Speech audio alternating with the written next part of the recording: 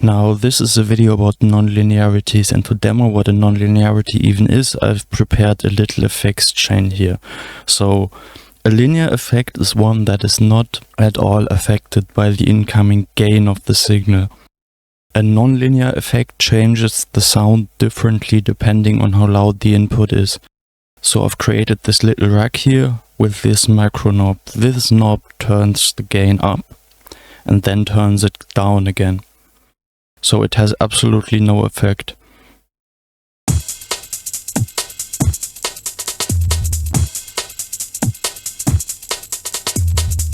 And if I put a linear effect inside here like an EQ, boosting the highs,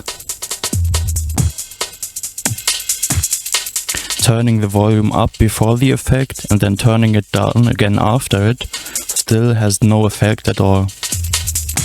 As you can see, I can turn it all the way up and down again, and it doesn't at all change the sound.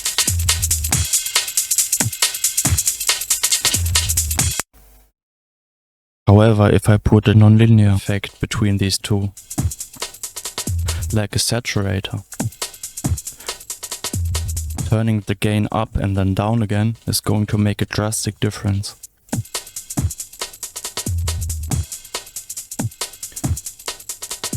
I'm going to turn it up first. You can already hear that's not the same at all.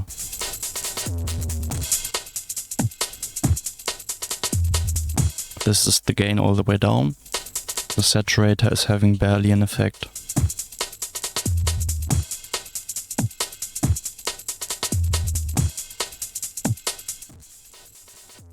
Turn it all the way up, and it's going to completely destroy the sound. Now, when people talk about nonlinearities, they usually mean two kinds of effects. They mean compression and they mean distortion, which are kind of the same effect, just happening on a different time scale. They shape the volume of the sound over time. What you can see on top here with the red waveform is distortion or saturation or whatever you want to call it.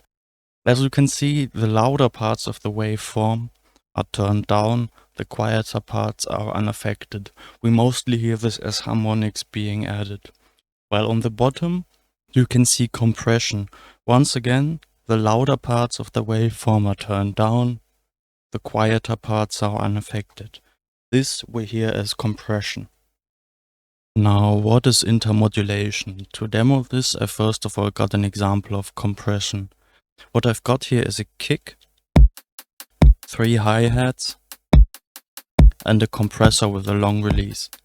I'm first of all going to turn on this compressor on the kick track and on the hi-hat track individually.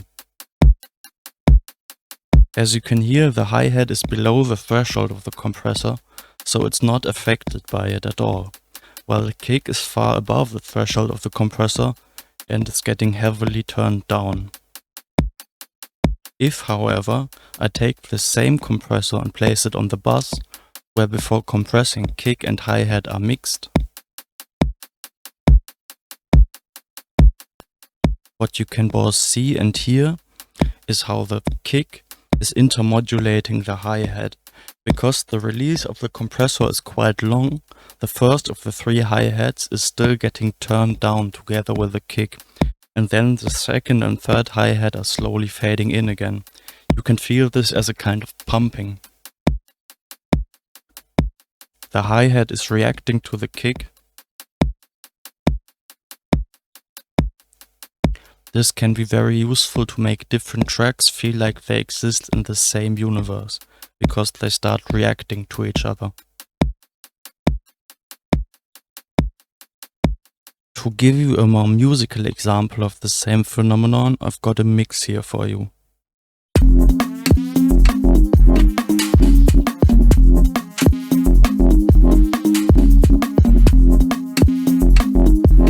We're going to focus in on the drum group here.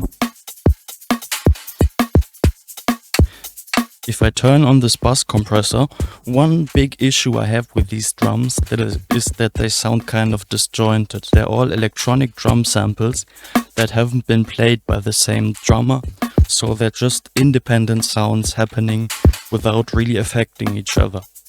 Thus, compression can help here to make these sounds affect and intermodulate each other, therefore gluing them together and giving a more cohesive groove. I'm going to play with this with the compressor now, and then I'm gonna turn it on and off.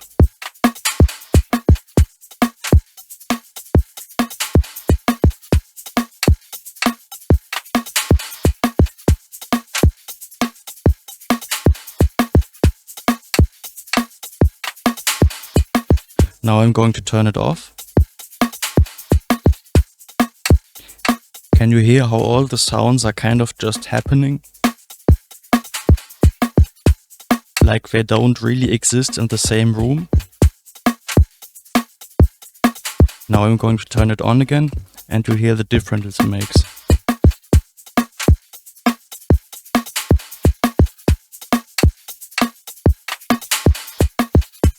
Pay special attention to these kinds of Foley sounds happening in the background.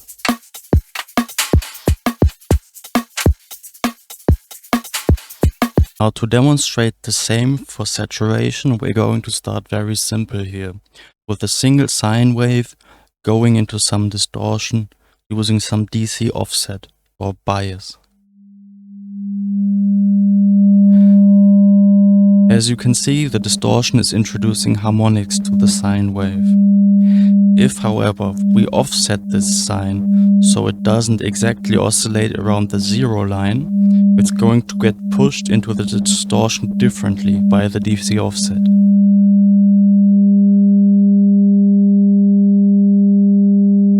You can see how the top part of the wave is now getting flattened more, while the bottom part stays more or less the same because it's much quieter, introducing a different kind of harmonic here.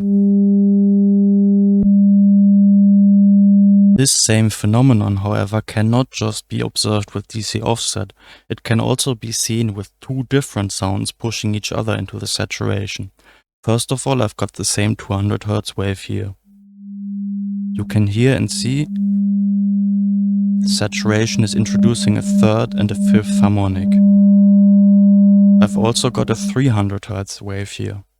Once again, played alone, the saturation is introducing a third and a fifth harmonic. If I, however, play both of these sounds together, you will see that we don't just get the third and fifth harmonic of each sound, but also a lot of different harmonics, including one subharmonic at 100 Hz, which together is their frequency.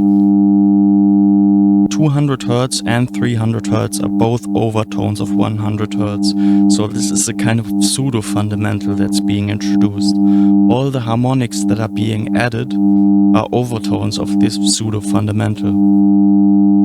If, however, we play a wave at 200 Hz and at 400 Hz, which is exactly one octave above 200 Hz, you can see that no subharmonics are being introduced, just overtones of both of the waves, which are all overtones of 200 Hz.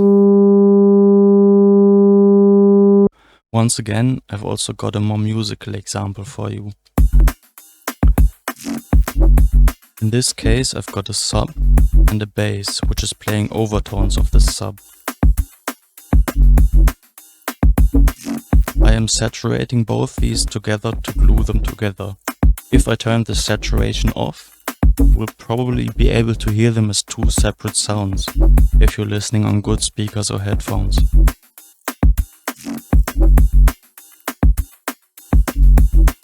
There's a sub, and then there are the overtones of the bass. To glue them together, I've added a saturation here, which I've gain matched, and I'm now going to turn on. This gives the illusion of these two being one sound.